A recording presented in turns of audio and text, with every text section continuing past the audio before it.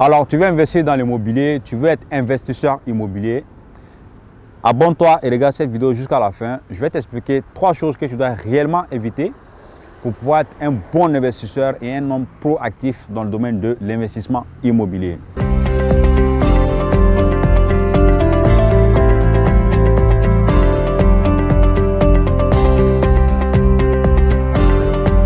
Alors, je suis Tidiane Badiaga, conseiller en investissement immobilier. J'ai une agence agréée installée. Et par passion, je partage réellement mon expérience dans le domaine de l'immobilier en Côte d'Ivoire pour pouvoir permettre à toutes les personnes qui sont installées ici ou ailleurs d'investir en Côte d'Ivoire, d'avoir les meilleures informations, les documents, l'expertise, tout ce dont ils ont besoin pour pouvoir investir tranquillement au pays en Côte d'Ivoire. Alors, il y a 3 choses qu'il faut éviter quand tu es investisseur immobilier. La première des choses qu'il faut réellement éviter, c'est de ne pas te former.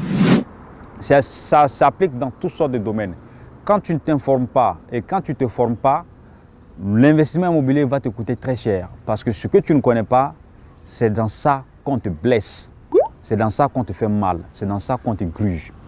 Et pour les premiers investissements, dans mes vidéos, je conseille à la plupart des gens de se faire accompagner par un expert, un spécialiste. Par exemple, un gars comme moi qui va te permettre de savoir les endroits où tu peux investir, le prix du mètre carré dans différents endroits, comment faire les vérifications de tes documents, comment te trouver un architecte, un ingénieur, tous les acteurs de l'immobilier.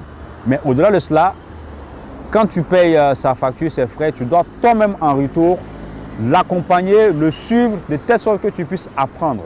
C'est pour cela qu'il dit que c'est la première des choses. Apprendre et se former est très important pour un investisseur immobilier. La deuxième chose, c'est l'émotion.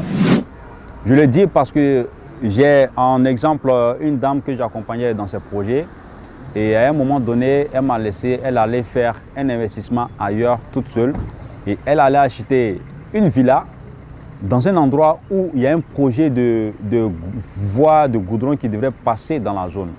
Et quelques mois après, elle m'a appelé pour me dire que bon, monsieur Tidiane, j'ai acheté une villa derrière vous sans votre expertise et il s'avère que la maison que j'ai achetée, je voulais rénover.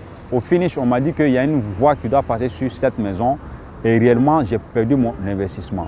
Il dit pourquoi vous avez acheté le bien? Et quand je l'ai reçu, quand elle m'a fait le point, j'ai vu qu'il y avait un problème d'émotion et elle a acheté le bien parce que c'était, d'après elle, un coup de cœur, c'était joli, les gens avaient rafraîchi la maison avant de vendre et du coup, elle, ça lui a fait un mauvais investissement.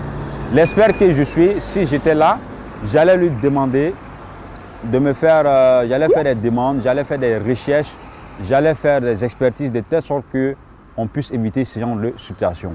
Voilà pourquoi en deuxième position, je vous dis d'éviter l'émotion dans l'investissement immobilier. Parce que l'investissement immobilier, c'est un investissement lourd, c'est beaucoup de fonds. Du coup, on prend un expert pour maximiser la rentabilité et minimiser tout ce qui est échec, tout ce qui est souci. Maintenant, quand vous prenez un expert aussi, c'est de telle sorte que vous puissiez apprendre et apprendre aussi. C'est très important. Donc, dans les débuts, vous pouvez engager un expert, mais au fur et à mesure, apprenez de vous-même. Bientôt, je vais installer un club immobilier. Dans ce club, vous aurez des partenaires, vous aurez un grand réseau d'investisseurs, de promoteurs, de constructeurs agréés et même d'architectes. Ça vous permettra, au cas où vous avez besoin, vous avez un projet, d'avoir des retours d'autres partenaires qui vont vous aider, qui vont vous accompagner et ça va vous permettre de maximiser votre investissement immobilier et de minimiser tout ce qui est risque et tout ce qui est dépenses. En dernier lieu, il y a le fait de ne pas être proactif. Je le dis proactif, je m'explique. Parce que j'ai eu un client qui est venu du Mali, qui était là pour acheter des biens. Et à chaque fois qu'on lui montre un bien, il traîne dessus. Il traîne dessus. Et au finish, il n'a pas pu faire de bonnes acquisitions. Parce qu'il n'était pas proactif. Il procrastinait beaucoup. Parce que c'est le contraire du proactif. Il ne faut pas procrastiner. Quand vous avez une bonne affaire, sautez sur l'affaire. Dès que vous déterminez la rentabilité du bien et que vous savez que c'est un bien qui est sécurisé et que la vente est tranquille, vous pouvez faire votre transaction dans toute la sécurité et que vous avez calculé la rentabilité, c'est très bon, faites l'acquisition. Achetez ce bien-là. Allez-y à la transaction, faites les formalités, voyez votre notaire pour faire la transaction, déboursez l'argent qu'il faut pour pouvoir faire la transaction.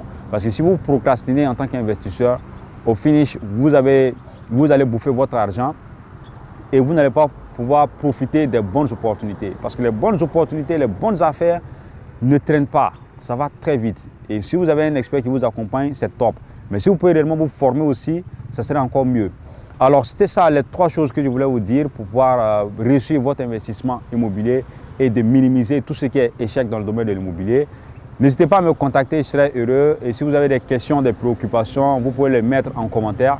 Je serai heureux de vous répondre. Abonnez-vous, abonnez-vous, abonnez-vous et à la prochaine.